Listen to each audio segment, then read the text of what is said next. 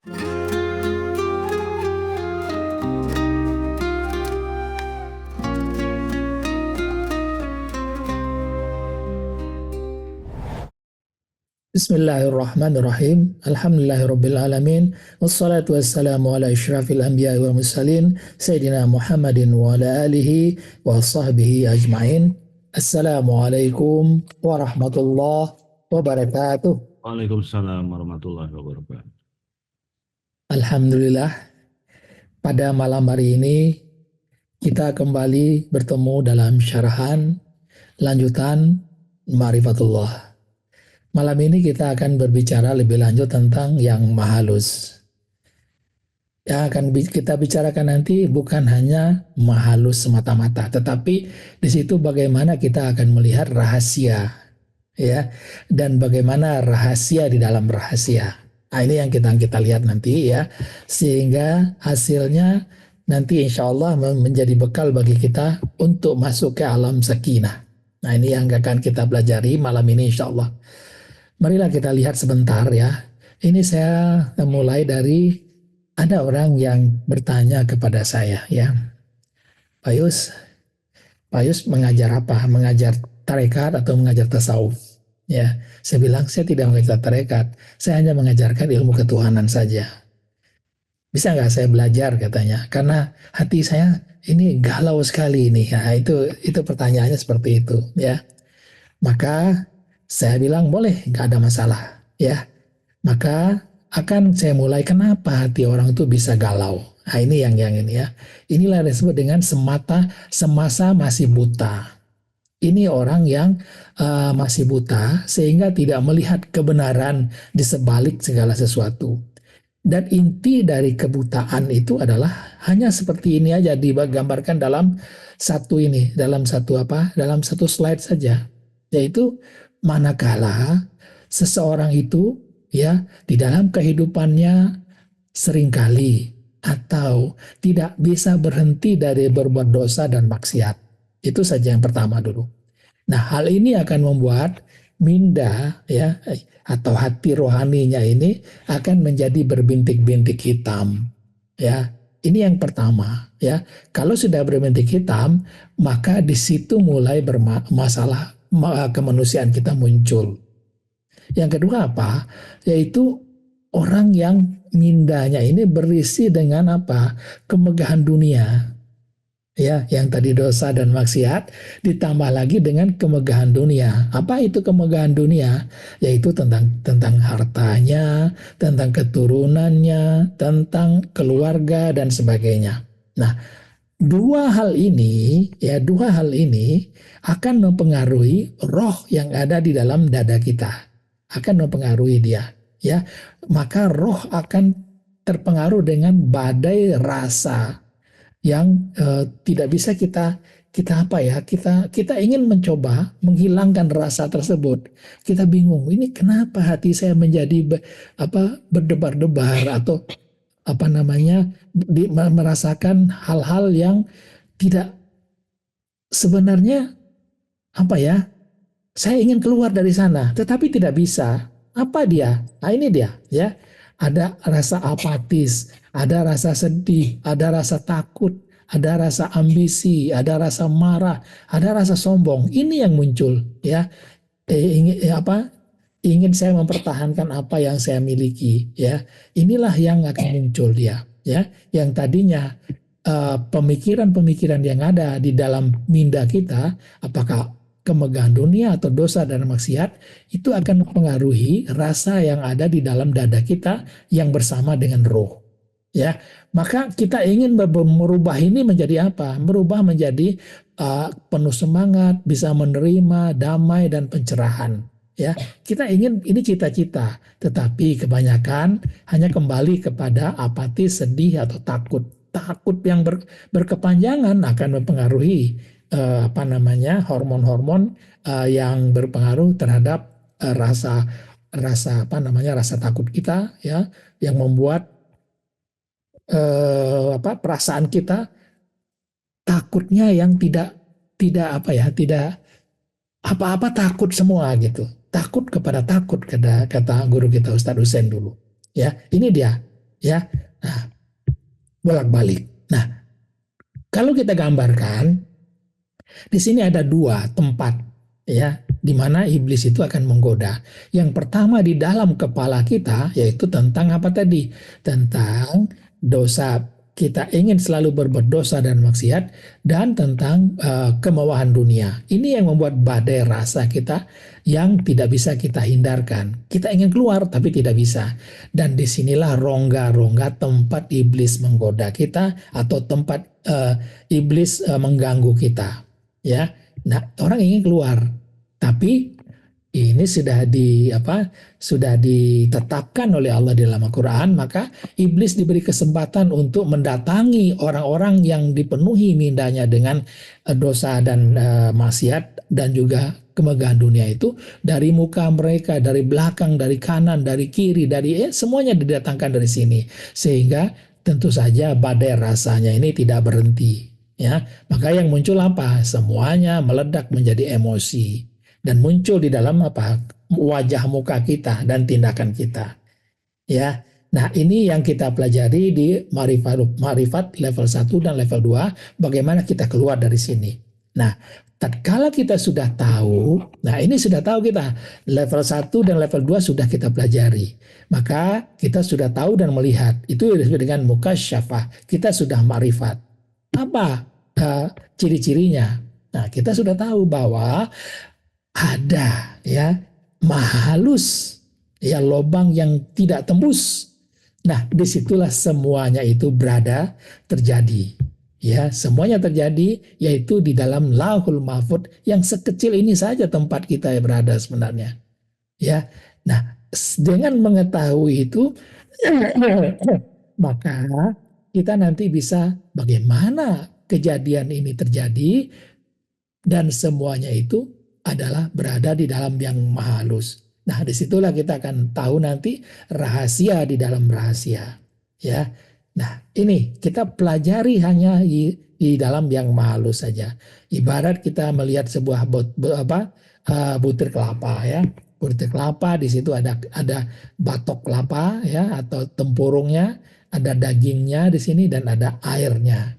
Nah, ada daging kelapa itu ibarat zat, sedangkan air kelapa Lauhul Mahfuz. Nah, kita kalau sudah berada di situ nanti tidak akan melihat lagi tempurung daging kelapa dan daging kelapa, semata-mata kita hanya melihat kepada tempurungnya saja. Nah, ini umpamanya di situ. Maka kalau kita lihat alam semesta, ini adalah langit bumi dengan bintang, dengan matahari, ya. Kemudian kalau lebih jauh lagi itu adalah bintang-bintang di langit, ya. Lebih jauh lagi semuanya seperti itu.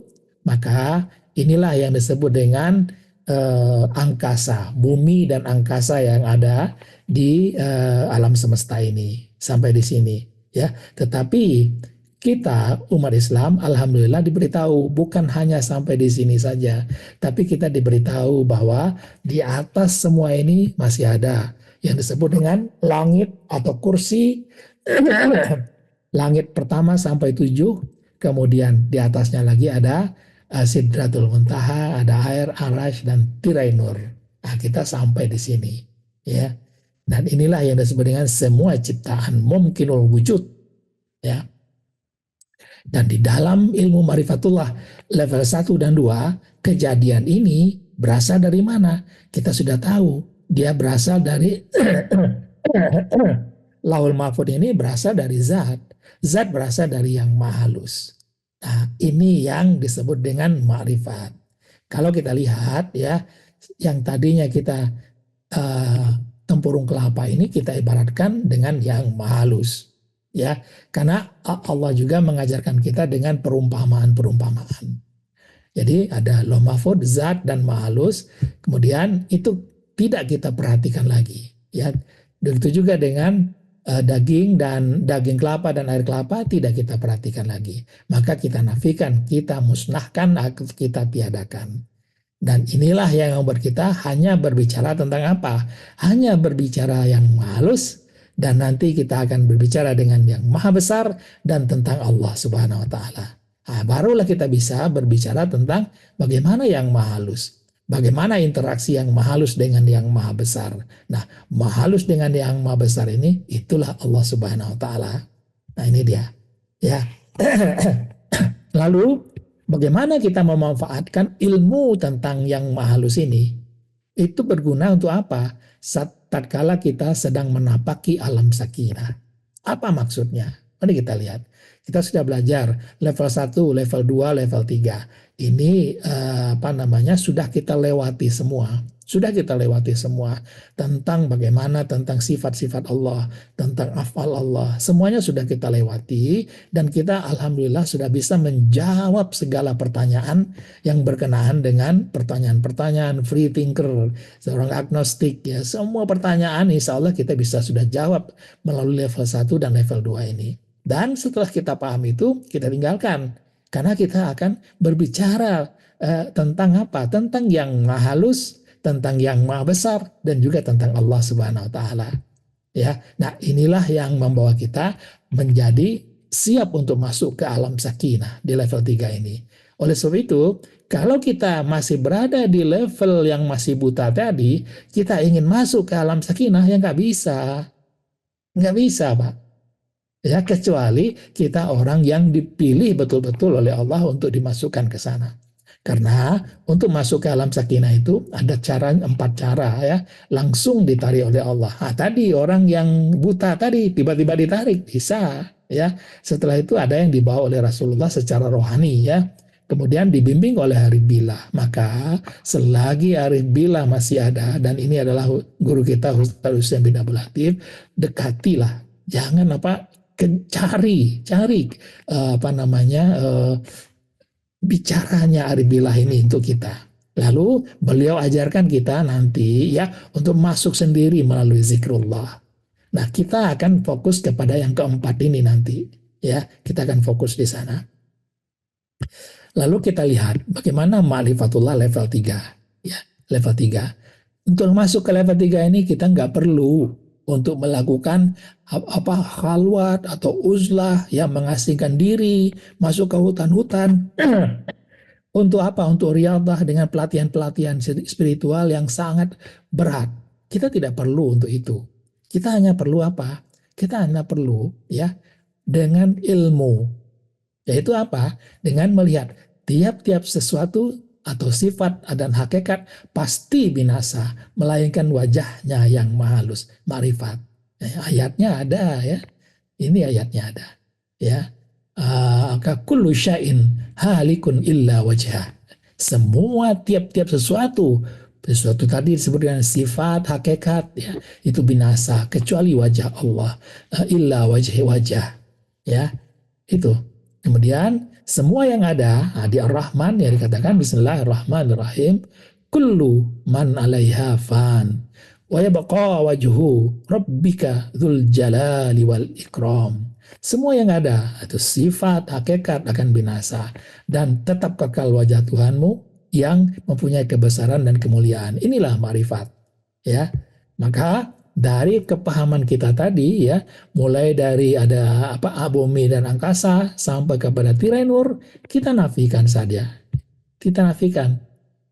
Maka disitulah akan kita melihat yang maha halus tidak serupa, tidak seumpama. Ya, nah disinilah akan kita mulai, aku melihat wajahmu ya Allah. Aku melihat wajahmu. Artinya apa? Bila masuk pintu tingkatan ketiga ini, maka semuanya sifat atau hakikat binasa. Itu syaratnya. Ya, kita tidak nampak apa-apa, hanya kosong. Tetapi walaupun kita tidak nampak apa-apa, kita tahu kita sedang berhadapan dengan yang maha halus. Dengan ilmu kita bisa paham ya, kita sedang berhadapan dengan yang maha halus. Walaupun kosong, kita tahu dengan ilmu yakin dan ainul yakin kita sedang melihat wajah Allah. Aku melihat wajahmu ya Allah. Wajah itulah yang maha halus. Ya, maka ini penting sekali kita pahami. Ini akan menjadi pembicaraan kita setiap saat. Nah, ini syaratnya di situ. Kita sematkan di dalam minda kita senantiasa memandang yang maha halus. kita memperkatakan yang maha halus. Nah, ini yang akan menjadi tolak ukur kita untuk naik kepada alam sakinah. Pembicaraan kita tidak lagi tentang sifat, tidak lagi tentang hakikat, tetapi kita memperkatakan yang maha halus, ya, maha halus. Walau kita tidak nampak apa-apa, tapi kita tahu kita sedang berhadapan dengan yang maha halus. Walaupun kosong, tapi kita tahu dengan ilmu yakin dan ainul yakin, kita sedang melihat wajah Allah yang maha halus. Tentu tak akan dia tidak wujud, ya, tidak wujud, dia pasti wujud. Kita semua adalah dalam genggaman yang maha halus, ya. Kemanapun kita memandang, di situ ada dia, wajahnya yang maha halus. Tentu wajahnya itu juga tidak boleh dirupakan dan tidak diumpamakan. Ya, tidak boleh diumpamakan dan tidak diserupakan. Itu ayatnya. Nah, kita dengarkan sekarang, ya. Kita dengarkan nanti bagaimana dia mengatakan tentang dirinya sendiri. Yang maha halus bercerita tentang dirinya sendiri, ya. Dan tidak ada apapun yang serupa dengan dia. Nah, kalau kita dengarkan nanti, kita akan praktek nanti sedikit, ya. Kita tutup mata kita, kemudian kita pandang yang maha halus, lalu kita baca tuh. Bismillahirrahmanirrahim. Walam yakul lahu kufuwan ahad. Atau kita baca ayat yang lain, ya. Laisa kamislihi syai'un, ya. Tidak ada sesuatu pun yang serupa dengan dia. Nah, nanti akan kita praktekkan nanti. Dia tidak dapat dijangkau oleh penglihatan mata, sedangkan dia dapat menjangkau segala penglihatan. Dialah yang maha halus lagi maha teliti. Dalam Gospel Barnabas dikatakan, Tuhan maha gaib dan tidak terjangkau oleh minda manusia. Nah, nanti ya kita akan praktekkan sedikit bagaimana dia mengatakan dia maha halus lagi maha mengetahui. Allah meliputi segala sesuatu, Allah berada di mana-mana dan mengisi segala ruang menurut Abdul Ahad Daud, ya. Lalu segalanya yang berlaku dan terjadi adalah dengan kehendak Allah. Ini di sini disebut nanti rahasia dalam rahasia, ya. Dan dialah yang membuat dan merancangkan segala sesuatu. Lalu ini yang kita lihat, ya. Kita lihat adalah tempurungnya. Seperti kelapa dengan tempurungnya, tempurung meliputi kelapa yang di dalam. Tempurung itulah yang mengontrol kelapa yang di dalam. Kelapa yang di dalam hanya bisa bergerak kalau ia digerakkan oleh tempurung. Tempurung inilah ibarat yang maha halus, yang mengontrol dan mengurus segala sesuatu. Ya, maka mereka berkata, apakah ada bagi kita barang sesuatu hak campur tangan dalam urusan ini? Katakan, sesungguhnya urusan itu seluruhnya di tangan Tuhan. Katakanlah semua dari Allah. Mengapa orang itu hampir tidak memahami pembicaraan sedikit pun? Nah, sekarang kita latih sebentar, ya. Kita tutup mata zahir, mata hati melihat kepada yang maha halus. Kemudian sampaikan Al-Fatihah kepada yang maha halus itu. Mari kita tutup mata, ya. Tutup mata. Kemudian lihat yang maha halus, mata hati. Maka sampaikan Al-Fatihah kepada wajah yang kita lihat itu. Bismillahirrahmanirrahim. Alhamdulillahi Rabbil Alamin. Ar-Rahmanir-Rahim. Malik Yawmiddin. Iyyaka na'budu wa iyyaka nasta'in. Ihdinas siratal mustaqim. Siratal ladzina an'amta 'alaihim. Ghairil maghdubi 'alaihim waladdallin.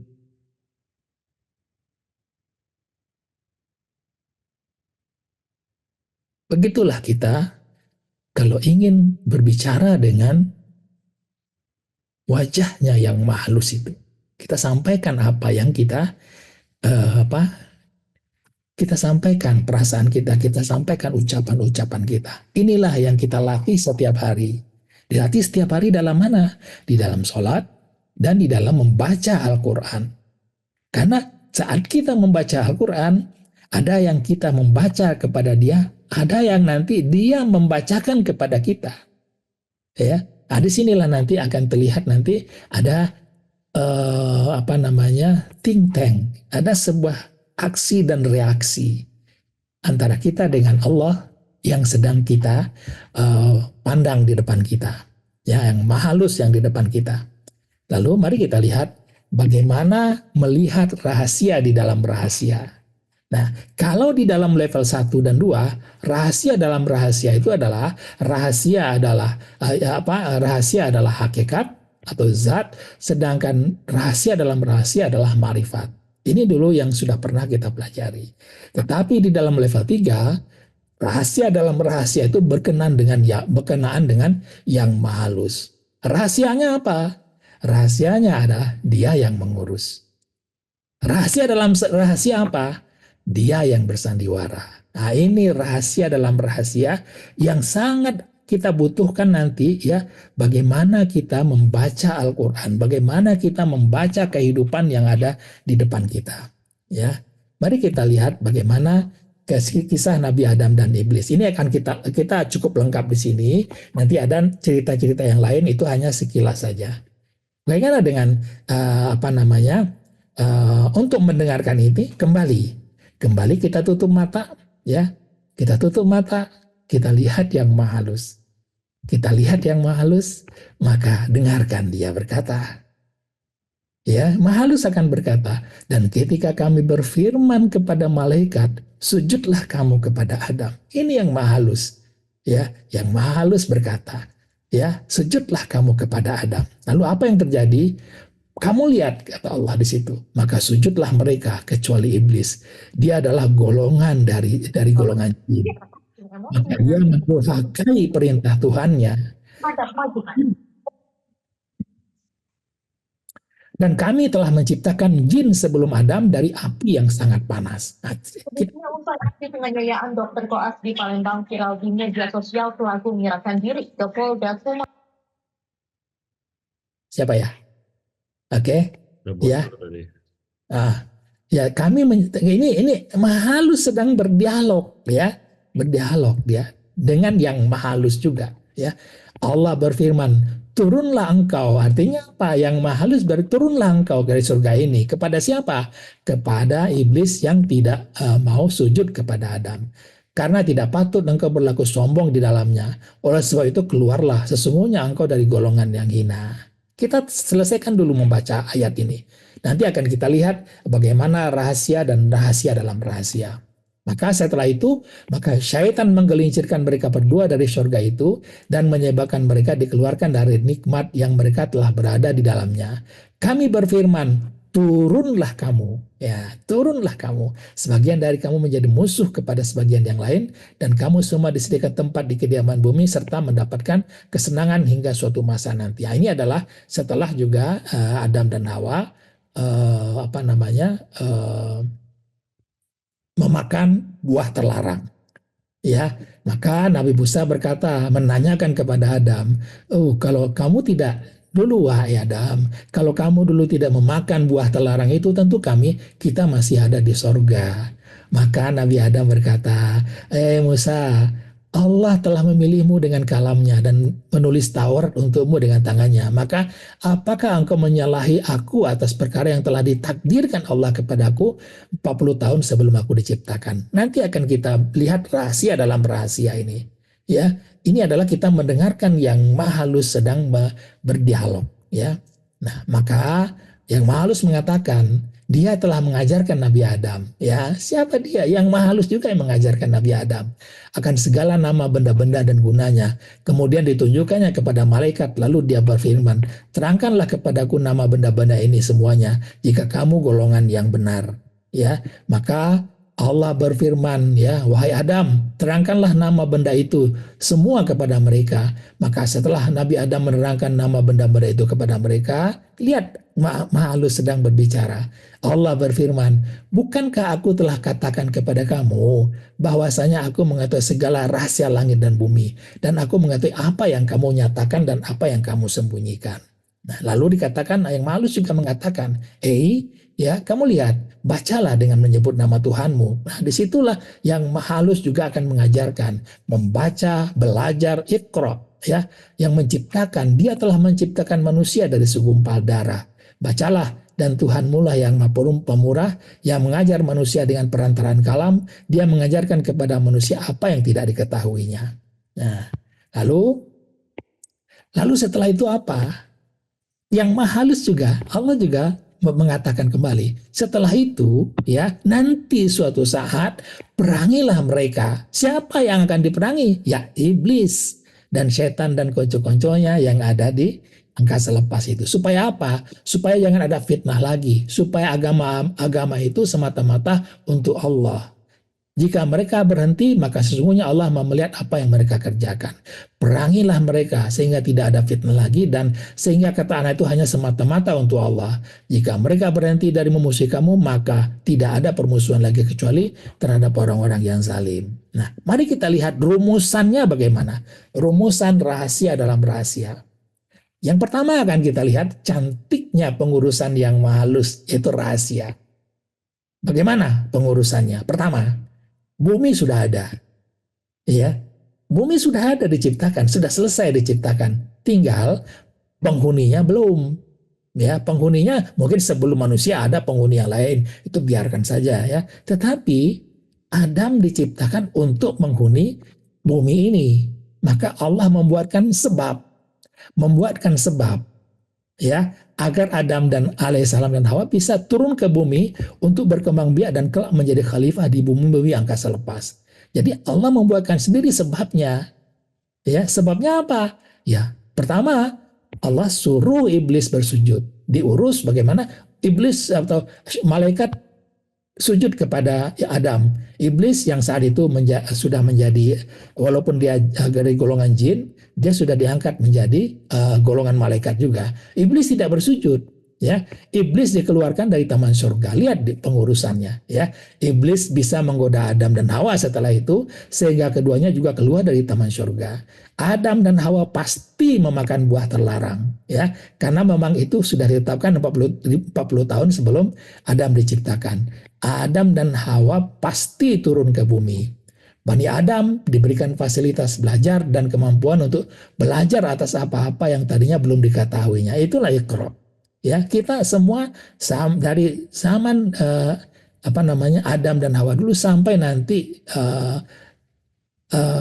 hari kiamat pertama itu akan selalu diberikan fasilitas untuk belajar.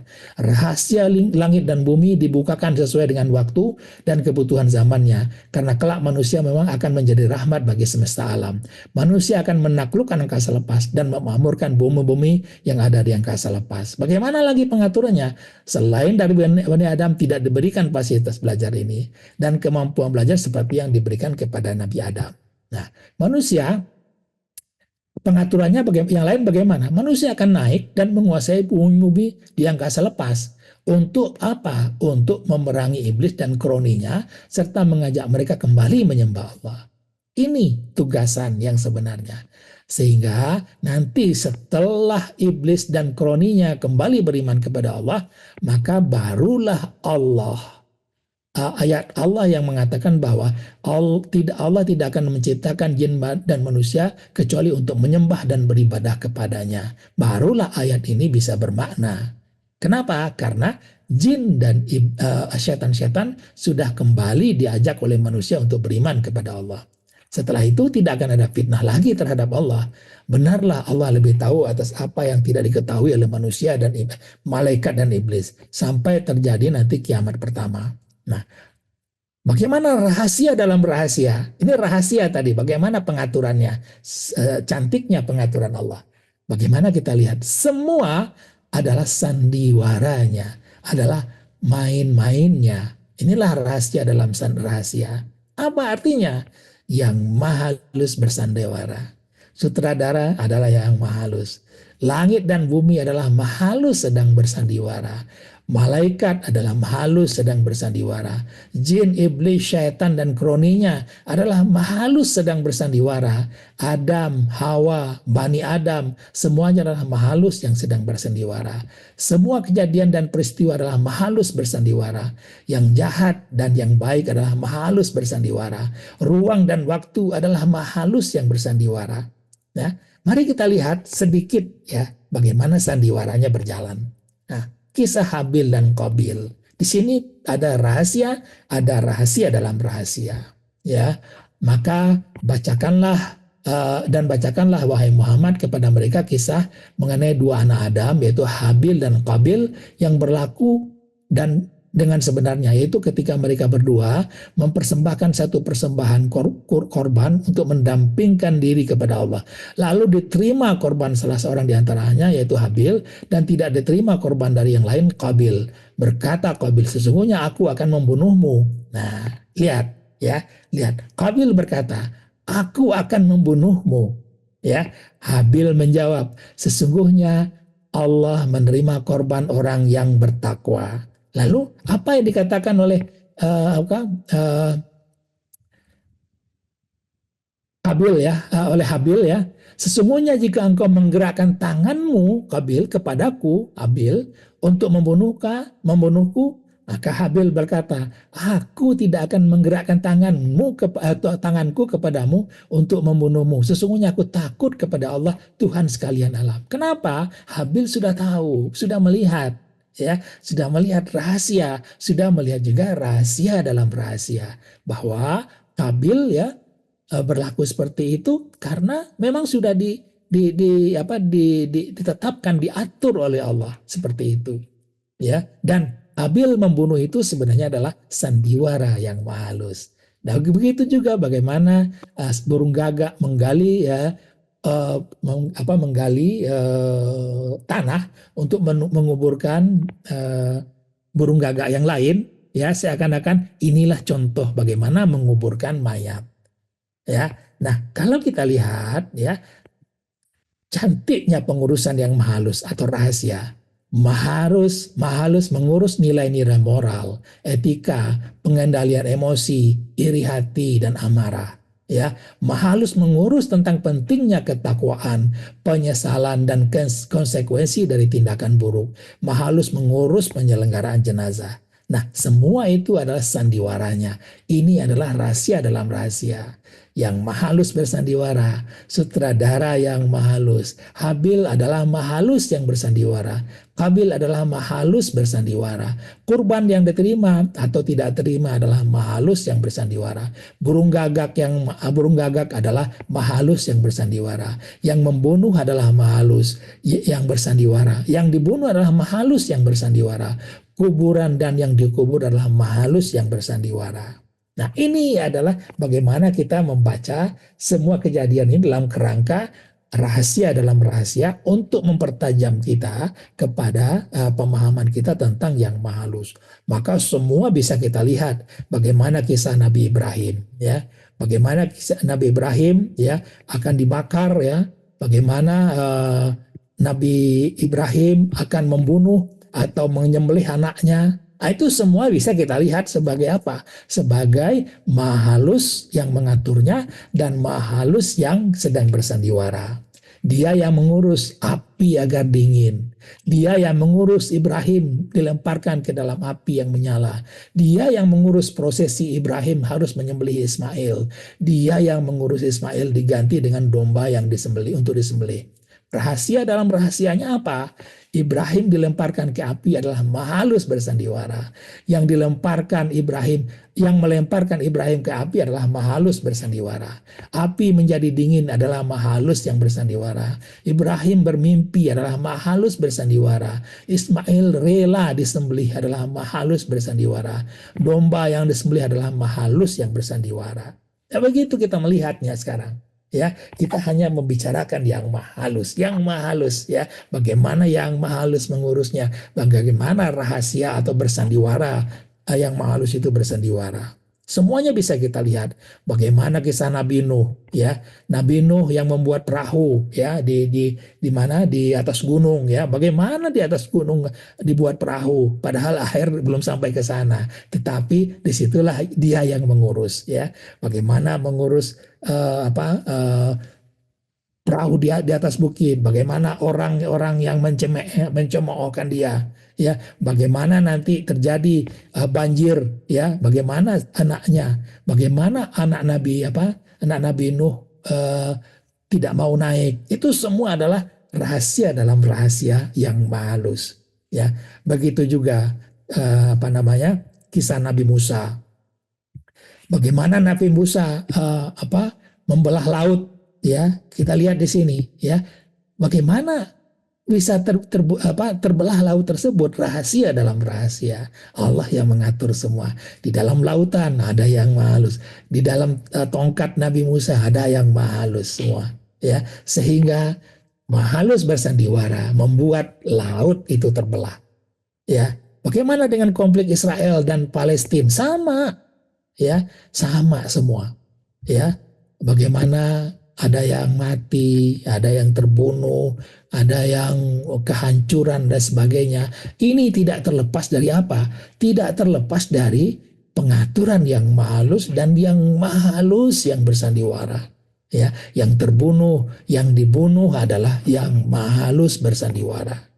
Nah, di Indonesia ada yang lebih menarik sebenarnya di Indonesia, yaitu proses pilpres, pemilihan presiden, ya, kemudian pileg, ya, pemilihan anggota legislatif, ya, kemudian pilkada, ya, pemilihan kepala daerah. Ini sangat menarik, ya, bagi orang-orang yang buta.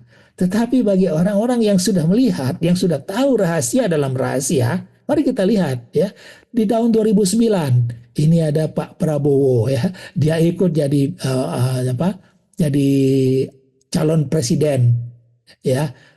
Kemudian ada Pak SBY, ya. Ada juga yang lainnya nih, ya. Siapa ini? Saya juga kurang tahu namanya, ya. Nggak terlalu ingat, ada Wiranto dan sebagainya ini, ya.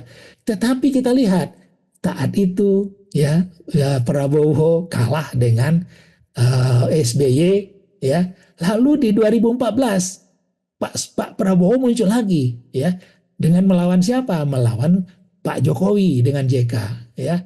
Di sini Prabowo kalah lagi, gitu. Kalah lagi di sini. Tahun 2019 Pak Prabowo juga mencalonkan diri lagi. Lawannya adalah Pak Jokowi lagi. Padahal kita lihat nanti di dalam Pilkada Jakarta yang mencalonkan Pak Jokowi adalah Pak Prabowo sendiri, ya. Nah, di sini 2019 Pak Prabowo juga kalah. Di tahun 2024 kemarin Pak Prabowo mengikuti lagi mencalonkan diri lagi, ya. Maka saat inilah beliau menang sekarang. Jadi kita lihat ini, ya. Ini adalah apa? Yang kalah, yang menang adalah yang halus sedang bersandiwara. Sandiwara saja. Ya, maka bagi orang yang sudah, nanti akan kita lihat hasilnya, nanti di akhir akan kita lihat apa yang akan terjadi dengan orang yang sudah mengetahui ini. Nah, ini pilpres. Mari kita lihat pilegnya. Ya, pilegnya lebih ini lagi. Partai-partai, ya. Orang memilih partai di sini. Di 2009, 2014, 2019, 2024, semuanya, ya, hanya apa?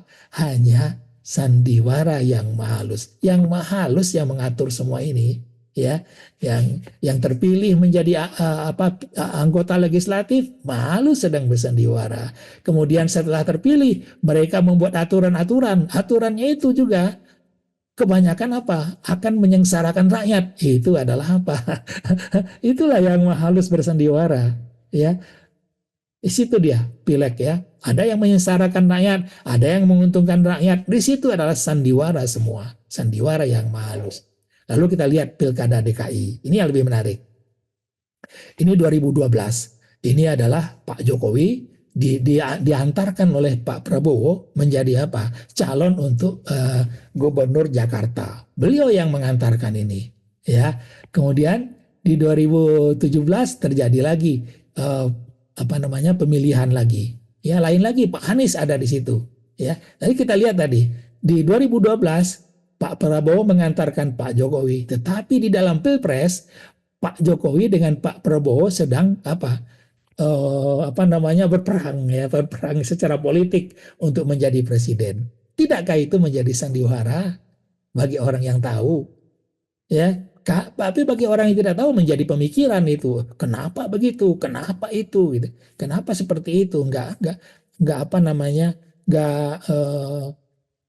Enggak apa namanya? Patuh atau tidak menghargai yang pernah mengangkat dia menjadi gubernur dulu. Nah, itu bagi orang yang buta. Nah, begitu juga kalau kita melihat ya angkutan di darat, di laut dan di udara, semuanya adalah yang Maha Halus sedang mengangkut. Kami angkut mereka di darat dan di lautan, ya. Semuanya adalah yang Maha Halus sedang bersandiwara. Begitu juga orang yang diberi rezeki, ya. Bagaimana dia memberi rezeki kepada orang-orang untuk dimakan, ya, di pasar dan sebagainya, dan juga menyempitkan dan melapangkan rezeki. Kita lihat anak kecil ini begitu sengsaranya hidupnya, ya. Tetapi yang kita lihat ini adalah putra mahkota dari Saudi Arabia bergelimang dengan emasnya dia. Kita lihat bahwa semuanya adalah dalam pengaturan sandiwara yang Maha Halus. Begitu juga dengan bencana alam, ya. Bencana alam semuanya adalah yang Maha Halus sedang bersandiwara. Ini ya diatur oleh yang Maha Halus, bersandiwara yang Maha Halus, korbannya yang Maha Halus. Kemudian airnya yang Maha Halus sedang bersandiwara. Begitu juga tentang gempa, ya, banjir, kecelakaan, dan semuanya itu bagi orang yang di level 3 sudah melihat rahasia dalam rahasia. Tidak begitu juga tentang kefasikan dan ketakwaan, ya. Bagaimana seorang menjadi muslim, bagaimana menjadi Kristen, menjadi Hindu, menjadi Buddha, ya. Hindu dan Buddha, semuanya adalah yang Maha Halus dalam pengaturan yang Maha Halus dan Maha Halus sendiri yang bersandiwara, ya. Bagaimana orang yang kriminal, ya, menyuntikkan narkoba, ya, minum minuman keras, berjudi, hamil di luar nikah, kemudian kenakalan remaja, semuanya itu tidak lepas dari aku yang mengilhamkan, kata yang Maha Halus, yang mengilhamkan dan kepada kefasikan dan ketakwaan. Ya, aku yang mengilhamkan, aku yang mengatur, dan akulah yang sedang bersandiwara.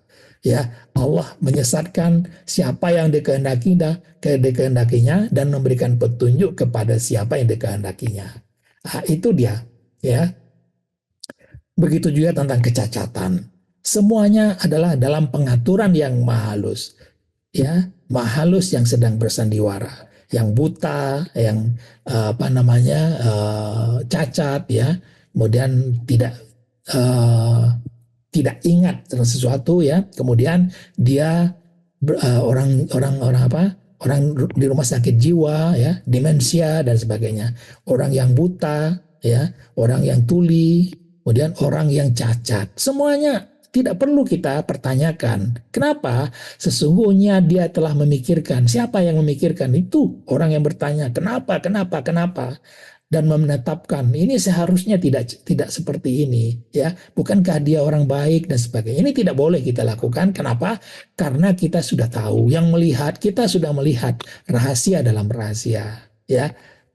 Nah, ini ya ayat-ayatnya. Nah, yang perlu adalah bagaimana buah dari melihat rahasia dalam rahasia ini. Pertama, kita tentu tahu dia yang zahir dan batin. Sudah, yang zahir dan yang batin dia, ya. Maka disitulah baru kita akan bisa berkata innalillah wa inna ilaihi rajiun, dari yang Maha Halus dan kembalikan kepada yang Maha Halus. Kalau sudah paham begitu, baru kita bisa melihat melihat rahasia atau melihat hikmah di sebalik itu, ya. Nikmat Tuhan kamu yang mana yang kamu nafikan lagi, nikmat Tuhan kamu yang mana yang kamu masih ragu-ragu. Nah, itu, ya. Maka setelah kita semua mengetahui itu, maka setiap sesuatu pasti binasa melainkan wajahnya. Nah, inilah kunci dari kita melihat yang Maha Halus. Apa? Nafikan segala sesuatu, yaitu sifat dan hakikat, dan isbatkan kepada yang Maha Halus. Ya, ini maha halus ya. Selalu kita melihat yang maha halus. Nafikan yang sifat, nafikan hakikat, maka yang ada adalah yang maha halus. Nafikan daging kelapa, nafikan air kelapa, maka yang ada adalah tempurung kelapa. Nah, yang perlu kita lihat adalah perubahan jiwa bagaimana. Bagaimana perubahan jiwa? Pertama, jiwa siap untuk menjadi mutmainnah melalui zikrullah nanti. Lalu artinya apa? Ini tadi. Tadinya minda kita kotor dan penuh sampah, kemudian minda kita berbintik-bintik hitam, tiba-tiba minda kita menjadi bersih, suci, dan holistik. Nah ini dia. Kenapa? Yang pertama, kita tidak melihat lagi sifat, tidak melihat lagi aulat, amwal, tidak melihat lagi kepada, tidak tertarik lagi kepada maksiat dan dosa. Ya, semuanya kita hanya melihat yang halus, yang tidak serupa dan tidak seumpama, sehingga minda kita pun menjadi bersih, suci, dan holistik. Nah, lalu apa yang terjadi? Seperti anak kecil, hati menjadi holistik itu seperti anak kecil yang tidak mempunyai hawa nafsu. Ya, walaupun berlainan jenis, ya, tidak ada nafsu untuk berbuat maksiat atau untuk membangga-banggakan aulad dan amwal yang kita punya. Nah, kalau hati sudah holistik, ya sudah seperti ini, otomatis apa? Roh, ya, roh yang tadinya membuat dada kita sempit, nafas kita terengah-engah, badan kita tegang, berubah menjadi seperti anak kecil. Roh menjadi tentram. Ciri-cirinya apa? Ini ciri-cirinya. Dada terasa lapang, nafas lega, badan terasa rileks, kepala menjadi ringan. Nah, ini perubahan ini yang menjadi ciri-ciri bahwa kita sudah lepas, ya, telah menafikan tadi yang disebut dengan aulat, amwal, dan juga dosa-dosa maksiat, ya, sehingga ini yang terjadi, kepala kita menjadi ringan dan engkau melihat air mata mereka mencucurkan disebabkan kebenaran yang mereka ketahui. Nah ini dia, seperti ini, ya. Dan kalau kita lihat, ini reaksi yang wajar. Sewajar apa? Sewajar ini. Kita lihat. Dad had been on a business trip for a month, and when he returned, the little girl screamed with joy. She really knows how to make me cry with happiness.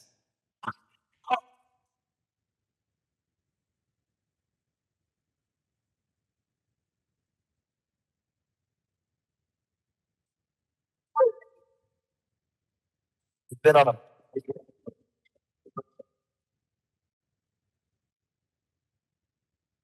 Lihat anak kecil ini. Lihat anak kecil ini. Begitu getarnya dia melihat orang tuanya gitu kan. Nah itulah kita, Allahku, ya aku melihat Allah, aku sudah melihat Allahku yang wajahnya gitu. Ya, seperti itu kita kalau dikagetkan dengan kebenaran yang bisa kita lihat, ya.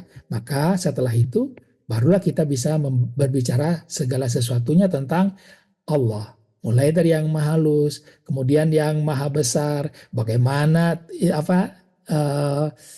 dialog antara yang maha besar dengan yang maha halus, bagaimana dialog yang maha halus dengan maha halus sendiri yang bermanifestasi menjadi berbagai ciptaan, ya.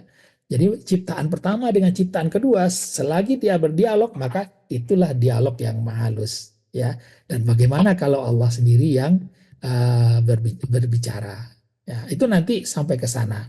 Nah, kalau sudah sampai di sana, sudah bersih di sini, sudah holistik di sini, baru kita bisa istiqomah, ya, latih istiqomah dalam zikrullah. Zikrullah, ya, sampai apa? Zikrullah itu kita ingat Allah di sini, sampai terasa di sini, sampai terasa di sini ada pejal, ya. Ya, ingat Allah itu kita coba tekan sedikit, tekan sampai terasa keras, sampai terasa pejal. Ini ada yang mengatakan nggak usah ditekan, nggak usah ini. Ya sudah, kalau nggak mau ya nggak apa-apa. Ya, Allah mengatakan wajahadu fina lanahdiyannahum subulana. Bersungguh-sungguh kepadaku, nanti aku yang memberi hidayah, kata Allah. Nah, bersungguh-sungguh kita itu hanya sedikit saja. Ingatan Allah nanti ya seperti ini, ingatan Allah ya. Yang tadi ingatan Allah sudah ada di sini. Minda senantiasa ingat kepada Allah, mata hati senantiasa melihat kepada yang maha halus, maha halus, maha halus. Kita lihat yang maha halus, maha halus, kosong minda kita sudah. Maka lalu ingatan Allah tadi kita dorong ke atas sedikit, ya. Ingatan Allah itu terasa pejal di sini. Nah, kalau sudah ada pejal di sini, baru nanti ingatan Allah itu bisa naik ke atas, yang disebut dengan base camp. Ya baru dia bisa. Karena apa? Harus naik ke atas ya.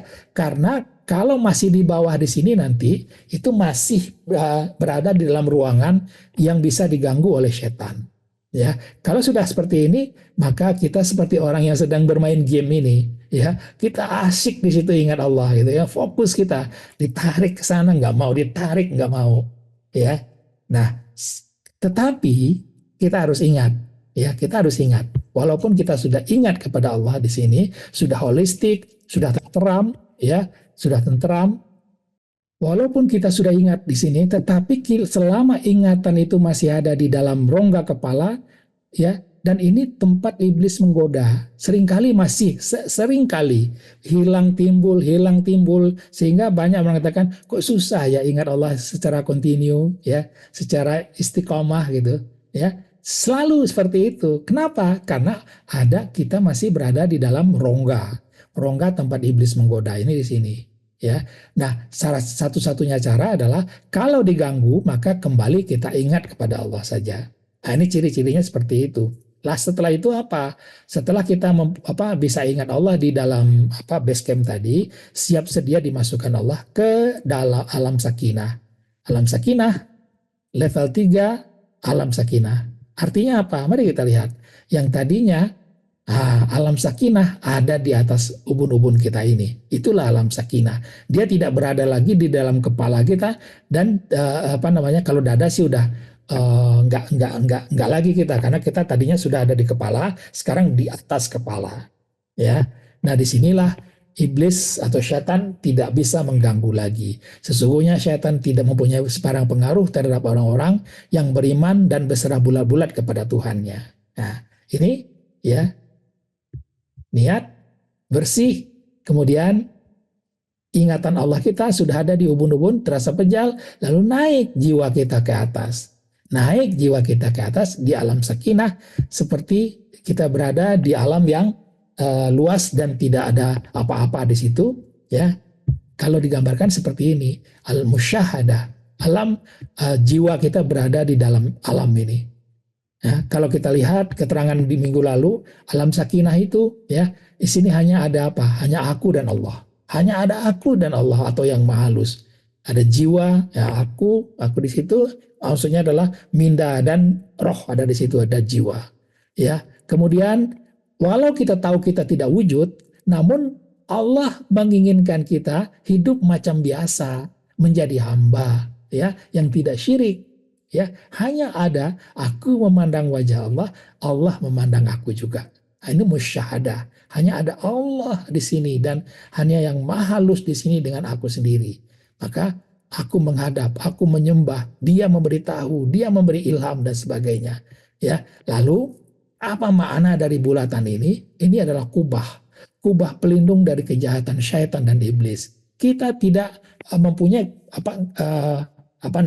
mempunyai kekuatan diberikan oleh Allah untuk berlindung dari kejahatan syaitan dan iblis. Tetapi walaupun ada kubah ini, kita akan tetap menghadapi ujian dalam kehidupan. Tetap akan diuji. Ujiannya mungkin lebih berat ya dari orang yang tidak berada di alam sakinah ini. Seperti nabi-nabi, ujiannya paling berat nabi-nabi itu. Ya. Nah, kalau kita resumekan sedikit ya, seperti ini perubahannya. Roadmap orang-orang Allah. Roadmapnya seperti apa? Kalau kita masih buta, banyak kita yang masih buta dulu. Saya pun dulu buta, ya banyak masalah sehingga badai perasaan ini hampir membuat orang gila. Ya, kalau tidak ada tempat untuk menyelesaikan ini, orang akan menjadi gila. Ya, gila. Ya, Karena apa? Ingin berubah tapi tidak bisa berubah karena setan selalu menggoda. Itu dia. Dia masih buta. Lalu berubah dengan mukasyafah, zikrullah. Inilah pelajaran yang telah diajarkan oleh Ustadz kita, Ustadz Husain bin Abdul Latif. Bagaimana kita ma'rifatullah level 1, ma'rifatullah level 2, zikrullah dan ibadah. Tetapi walaupun ini sudah holistik ya, sudah tentram, maka tetap ya bisa digoda oleh iblis di sini. Kenapa? Ruangannya ada soalnya untuk menggoda. Lalu apa yang berikutnya? Maka beliau mengajarkan kita untuk masuk ke alam sakinah atau diberikan kesempatan oleh Allah masuk atau dipilih oleh Allah untuk masuk ke alam sakinah. Alam sakinah adalah alam musyahadah yang ada hanya jiwa kita, ada aku dan ada Allah Subhanahu wa taala atau yang maha halus. Disinilah tidak ada lagi tempat bagi iblis untuk menggoda. Ya, kenapa tidak bisa? Karena musyahadah sudah, ya, musyahadah di dalam dum atau di dalam tempat tertutup, ya, yang disitulah kita mempunyai kekuatan, ya, kekuatan untuk berlindung dari godaan iblis dan setan, ya. Lalu apa? Kemanapun kita berjalan, maka kita yang tadinya ingat kepada Allah, senantiasa ingat kepada Allah, inilah yang menjadi base camp kita dulu. Lalu base camp itu berubah menjadi musyahadah.